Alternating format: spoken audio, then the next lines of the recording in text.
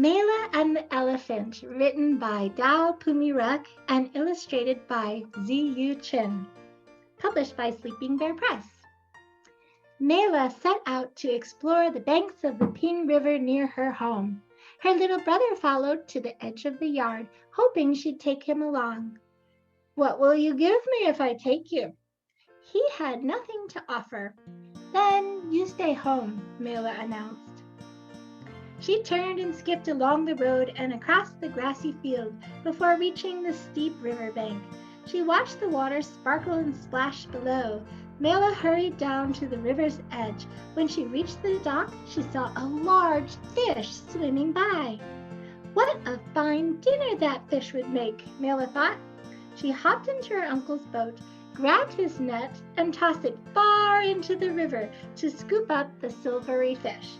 But moments later, she was drifting swiftly downstream. The current was too strong to paddle back, and before she knew it, Mela was swept deep into the dense jungle. After a long while, the boat caught against a tangle of tree roots. Mela stepped out onto a large rock. She craned her neck to look back up the river. She was a long way from home. A crocodile appeared along the shore. "Crocodile, will you help me get home? I'll tie a rope to your tail and you can tow my boat back upstream." "What will you give me for my help?" he asked. "You can have this fish I caught." The crocodile agreed, but when Mela tossed him the fish, he snapped it up and swam away. "Wait," she called after the crocodile, but he had disappeared under the water. Mela looked around her. Tall trees blocked out most of the sun's light. Leaves stirred overhead and the river rushed at her side. She pointed herself upstream and started to walk. A leopard slinked into sight. "Leopard, I am lost. Do you know a way back to the village?" "I do.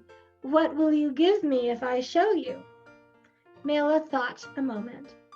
"You can have my sweater. It will keep your cubs warm on cool nights." Mela held her sweater out for the leopard to see, but the leopard snatched it up and leaped away. "How foolish of me," she said and sighed. She walked on and found a narrow path. Soon she was surrounded by towering trees wrapped with ropey vines. 3 monkeys dangled overhead. "Monkeys, can you show me a way through the trees and back to my village?" "What will you give us if we help you?" one chattered. Mela held out her backpack. "You can have this pack to carry fruit as you travel through the jungle." But the biggest monkey grabbed it from her, and they all swung away. Mela slumped to the ground and began to cry. Night was falling, and soon darkness would settle over the jungle. She shivered. How would she get home now? Soon she heard the rustling and snapping of branches. An elephant lumbered his way toward her. "Child, are you lost?" the elephant asked. "I will give you a ride to the village." Mela cried even harder, "But I have nothing left to offer you." "It would make my heart happy to help you," the elephant said. I don't need anything in return." He lowered his trunk for Mela to climb onto his great warm back, and he carried her all the way to the village. Mela slid from the elephant's back, grateful to be home. She pressed her palms together in thanks and felt the elephant's strong trunk embrace her. "Thank you," she said. The next morning, Mela's brother asked to see the riverbank where her adventure had begun. "I'll take you," she said, and together they set off to explore. Mela remembered what the elephant had taught her. Kindness needs no reward, for it brings happiness and warmth to the heart. From then on, she offered many kindnesses to others, asking nothing in return. The end. And At the back of this book is the author's note about Thailand. That's my information for you about Thailand. This story is set in Thailand, a fascinating country in Southeast Asia. Thailand is famous for its great natural beauty, from beaches with clear blue water in the south to tall green mountains and jungles in the north. The climate is generally hot with a rainy season from May to October.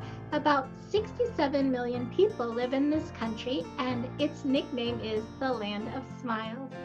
Did you know that Thailand has a royal family and a grand palace in the capital city of Bangkok? The Ping River in Mela's story is found in northern Thailand. It flows into the Chao Phraya River, a major river that runs through Bangkok. Though Mela's story is set in a rural village, Thailand is not all rural. If you visited Bangkok, you'd probably be very surprised at how modern its downtown is. There are plenty of tall buildings and traffic, just like you would see in any large city. One particular Thai custom depicted in Mela's story is how we show gratitude. Thai people say thank you by holding their hands together as in prayer and bowing slightly. If you are very, very grateful, or if the person being thanked is much older than you will take a much deeper bow. Practice thanking a friend. How would you thank a grandparent? Thai people also put their hands together and bow this way when saying hello or goodbye. In the story, Mela learns that kindness needs no reward. There is a Thai saying, place gold on Buddha's back. Most Thai people practice the religion of Buddhism, and one way they pay respects at temple is to apply a slip of gold leaf onto the Buddha statue. The statues become impressively gilded by loyal Buddhists over time. The saying means that one should perform this act of worship behind the statue, drawing no attention to the good deed. Similarly, a gesture of kindness needs no attention drawn to it. As Mela learned, being kind to someone makes you feel happy. There are many ways to be kind every day. You can draw a picture for a friend, help with chores around the house, or tell someone that you care about them. I hope you'll remember to be kind to the people you meet every day.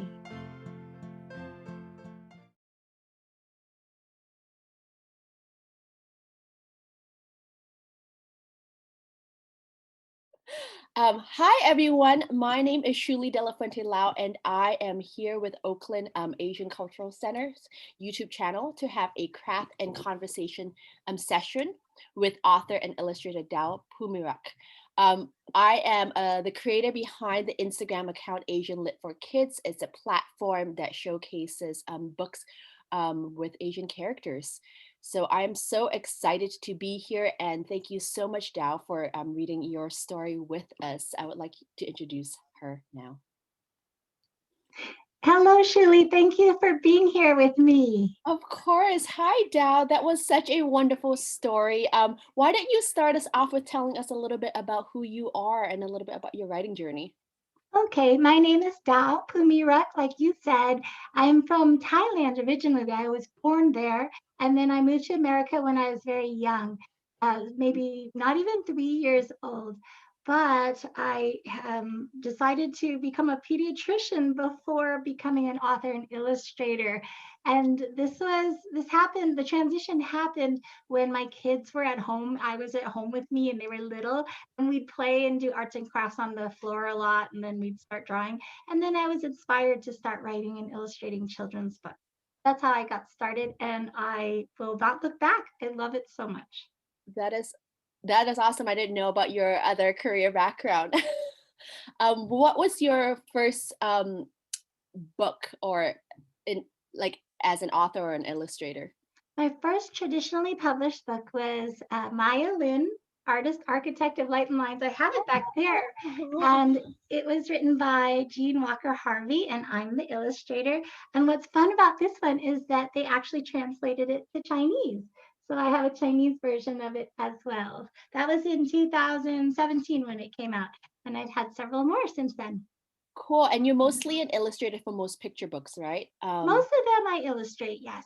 Yeah. Would you mind just sharing with our audience just a few other books that you have written before we Oh, dive into okay. Mila In and the background, you can see da da da da. I won't bring them over because I stacked them there and they might just like fall over. Owl? But Hugsby is my latest, and that's my author and illustrator debut. So I did both parts for that book.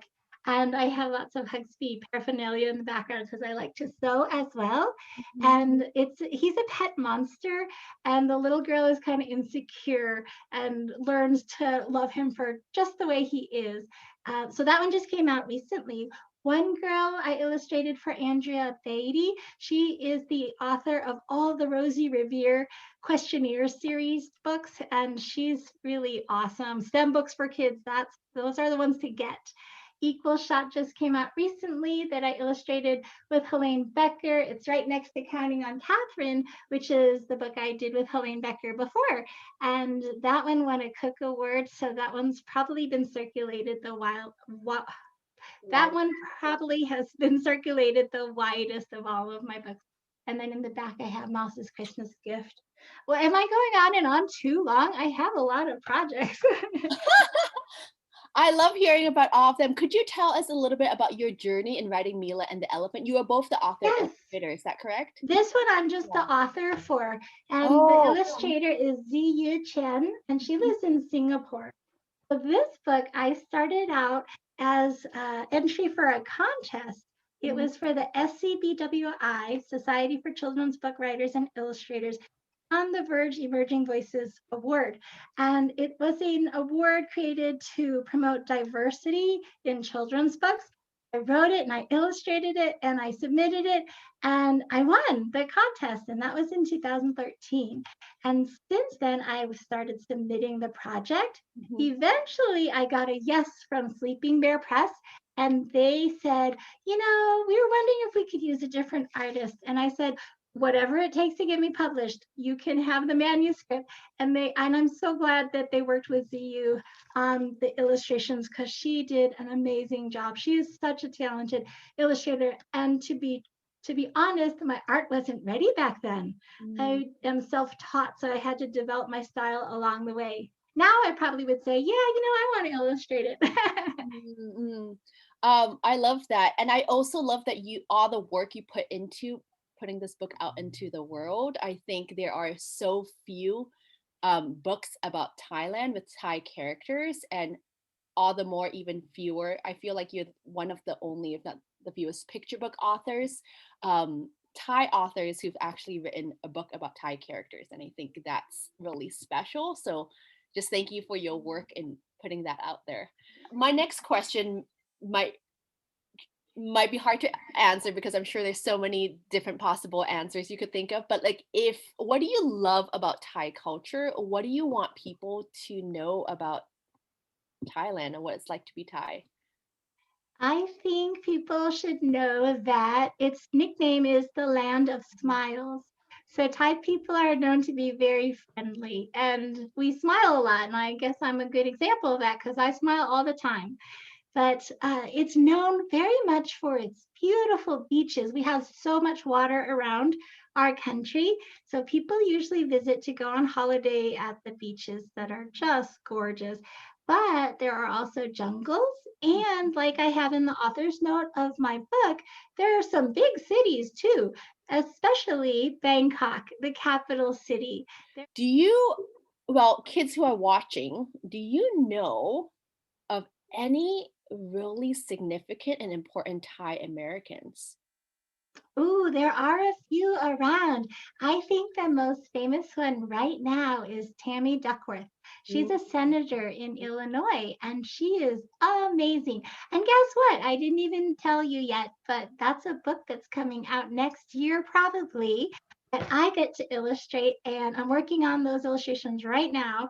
And then it was written by Christina Soontornvat, who just won 2 Newbery Honor Awards this year. That's a really big award in children's literature. So she is half Thai and lives in Texas. So she got in touch with me and said, oh, have you written a story about Tammy Duckworth yet? Because she really needs the book. And I said, no, I haven't. And she said, do you want to do it together? And I had to say, yes, of course. So we're working on that right now. Tammy Duckworth was in the military and her helicopter was shot down. So she lost both of her legs. And so now she has prosthetics, which are the substitute legs that someone made and built, and she wears them. But she is a fighter. She keeps fighting for rights for veterans, and she does so many wonderful things in her role as a senator. I think she says that she almost lost her life, but she didn't. So she's not going to waste what she has left. She's going to keep working for people and for our country. And she's also a very loving mom. Yes, yes. Yes, she's the first senator who brought her baby into the chamber when they were taking a vote after her baby was just born. And Isn't that amazing? Such a big deal. Yeah. That's in our book. There's a spread of her being on the Congress floor with her newborn. I think she was only about 10 days old. I also know you have a craft for us. Oh, yeah. Yeah. Could you tell us a little bit about that craft and its significance in Thai culture?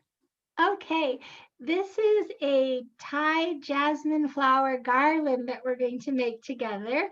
And I have an image of it for you so you can see what the real thing looks like. In real life, they will have craftspeople sew the jasmine flowers together. So it's like a big necklace, but it smells so good. And the flowers are fresh. And you can hang them in your car to make it fragrant, or you can use them as offerings at temple for blessings. So that's also a choice. And usually it's jasmine for the white part, which is the predominant color usually, but also marigolds and roses and orchids as well. So today we're going to make them out of tissue paper. So you probably saw the craft instructions on the website, but you need some paper. I use cardstock, but you could probably use construction paper or any paper and cut it into a shape like this. It doesn't have to be perfect because we're going to cover it up with all the tissue paper flowers, okay? Oh, I should show you what it looks like at the end. Let's start backwards. This is what it'll look like later. This is tissue paper that's supposed to be like the jasmine flowers, and then the red tissue is carnations or roses. You can imagine whatever you want. And then I put some green paper for leaves at the bottom. If you want to be fancy about it and you have patience, you can do both sides so it looks more like the real thing. And they do online, you can search different garlands. So sometimes they'll put a stripe of red across the middle. You can make up your own patterns if you want to. Okay, so your template, your base template here, and then you just have to take tissue paper and cut it into little squares or rectangles. Those shapes don't matter that much because you know what? We're going to crumple them into tiny little balls that are to represent the flowers. So when you have all your supplies together, you want to have some glue as well, just basic glue, and you're going to crumple out the little tissue papers. I feel like this is kind of relaxing and fun, so grown-ups can do it with you if they want to. So you just make a bunch of little paper tissue balls, okay? Are you doing this along with me, Shirley? Yes, I got together. It was a little hard to find cardstock, but I found some, and I got some materials as well. And kids, if you're making this, once you cut out the shape, the circle and the hole might be a little hard. What I did was I bent it, and then I used my scissors to cut it, and then you might need to have an adult help you with that circle part. But this is representing the reef, and they hang it in cars, you said? Or yeah, sometimes people will sell them along the side of the road. They'll just come up to your car when you're in Thailand and see if you want to buy one. And then you can also buy them for special occasions and, for example, bring it to the temple for good luck. Cool. Yeah, and then you also need some green, like to cut out the leaves, right? Yeah, so you can make leaves. I was doing, let's see, sometimes if you do just one side, you probably only need two leaves for each stem here. Okay. But if you want to do double side, you can put another leaf on the other side. It's really up to you how you want to do it. It's a flexible craft, and you can make it as colorful as you want. but usually it's just the white. So here I am balling up a bunch of little tissue paper balls. So if you're watching, you want to make it with us, why don't you go ahead and get the materials? You can pause the video. Go ahead and pause the video and get the materials. You get the materials you need. It might take a minute or so to cut up all the tissue paper, but once you're all ready, and you can see the supplies that we need on the screen once we're all ready. Okay, so I'll show you how I'm doing it. First, I have a bunch of these little tissue paper crumples, and you can make them as big or small as you want. If you make them bigger, then you'll fill up all the paper faster, okay? I don't have the camera down here on my table. What I'm gonna do is start putting glue. After I've crumpled a bunch, and I used probably a whole piece of tissue paper of white to make most of the jasmine flowers. And then I'm gonna just smear glue all over here. So My kind glue, of just all over the circle part, right? yeah. When you have all your crumpled papers together and ready to go, otherwise your glue will dry while you're getting ready to glue them on. Mine is doing the thing where I can't get the glue out. Do you ever have that problem, Shuli? I sometimes have to, yeah. all the time, right? Yeah. So sometimes I'll stick something in there, a sharp thing, but I'll And ask. if you have kids, if you have white Elmer's glue or just any type of white glue, that might work better than a glue stick. But if that's all you have, that's fine. You might just need a little bit extra glue stick. So Yeah. it's pretty fun. So don't crunch them too small, just a little bit loose. Yeah. And then just put them on. And then put them on, and the pattern you want to do is all white until you get to the tip at the bottom. So do white all the way down to about here. Okay. Okay, and then at like an inch. Okay. Yeah, maybe an inch or so. Yeah, 3/4 of an inch. And then you can put the leaves at the very bottom. Maybe I'm going to start with the leaves. I'll show you. We'll put a leaf here. I can hold that up. Oh, so that amount of Yeah. space that you want to leave. Oh yeah, did you cut this out? I forgot to ask you to cut out the leaves. There we go. And yeah, go as you're watching. If you're like, I don't have those materials yet, just pause the video and you can start again when you do. So once you got the leaves, okay, sounds good. Yeah, and you can put 2 leaves on each side. This one, I'm just gonna put 1 leaf on each side. I have glue all over this, and as I fold it up, the glue is kind of dripping down. It's a little messy. You don't need that much glue though. So don't do like I did. I put too much glue. And then I'm just gonna start sticking my little popcorn balls of tissue paper onto the glue. And then it might take a little while to glue and dry and stick on there. This is so fun, Julie. I haven't crafted with another person in so long, it seems. Yeah, and you know what else jasmine flowers are used sometimes for? For Thai New Year's, which it's right about now. April 13th is Thai New Year's. And what we'll do for respecting our elders, we'll go to our parents and grandparents and ask for good luck blessings, good luck wishes. We will fill a water bowl with jasmine flowers in there. And then the grandparents will hold their hands out like this, and there'll be a bowl underneath.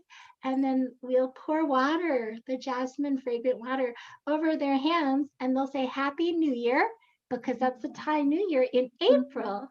And then they will say, good luck this year. We wish you health and happiness. So typical New Year blessings. There are actually a few number of countries in Southeast Asia and South Asia that celebrate New Year's in April. And I know Thailand is one of them.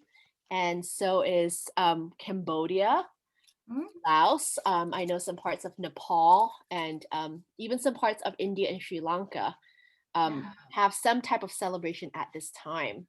But the biggest part of the Thai New Year celebration on April 13th, and actually for a few days around that date, is a big giant water fest all over town. You'll go out in the streets and anybody can be soaked with water when you're outside. It's to wash away the sins of the old year. And it also has been mentioned that it could be like for good luck to bring rain to the country, because the rainy season starts a little later in the year. I think it's worst in August, but or at best I should say, because it's good to have water. But April is hot and it's dry and it's often 100 degrees. So this water party is really fun. And so kids love it because they wake up and they do their blessings with their parents first, and then they go outside and get ready to ambush anybody who's walking around on the street. You can even splash water on a police officer and they won't get mad at you. It's all okay. That Can you sounds imagine? fun. How are you doing? I'm almost done with one side. I'm only going to do one side for today. Look at you. Yours is so fluffy. I That's would start to do the beautiful. other side too. If you are going to do the other side, you might want to be a little gentle because it's not totally glued. Right, But right. yeah, it's so pretty. Yeah, and you know what you can do? Usually they'll hang them just right by the middle hole here.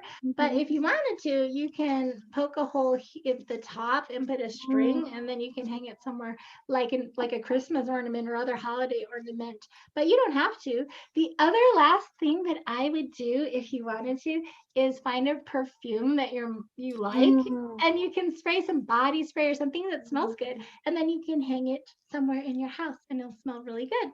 Cool. I have some pillow spray that you can spray on the bed that smells like lavender. Maybe That sounds perfect. and I know we've talked a bit about what Songkran looks like in Thailand. What are some of the Songkran traditions or customs in the US, if they're any different? In America, I haven't seen water celebrations, but you can pour the water on your parents' hands in your own home. And then usually, just like in Thailand, we'll go to the Thai temple nearest to us, and then we will do some prayer there. And maybe there are Buddha statues that you can pour water onto. That would happen, but not a big street water fight. No. Thank you so much for sharing your your thoughts on Songkran and helping us learn about a new holiday. Kids, how's your wreaths coming? Is it looking done? Ooh, I love your red flowers at the bottom. This is actually the one that I made earlier. This one I didn't do as tight. Oh, okay. Yeah. Yeah. So Yeah. with the 2 leaves with the 4 leaves. Yours looks great. I actually like how you puff the tissue paper out towards the audience a little bit, so they stand up more and Oh. it's fluffier. I kind of just smushed mine, but you can do it either way. Yours look more like flowers. Okay. Thank you again for sharing that wonderful, easy craft with us. I wish my tissue paper actually smelled like jasmine flowers. But, yeah, it's a beautiful craft, and I'm gonna do this with my kids in a little bit. And Dao, I know you have a few books coming out in the next few years. We are so excited about it because we need to see so much more representation for different Asian cultures and Asian characters. And I know you have a book coming out about Tammy Duckworth. Can you tell us again what the title of that is? That one is called Tammy Duckworth, A Life of Service, and we hope to see it out next year sometime. And I also have a couple more that are Asian focused that I forgot to tell you about.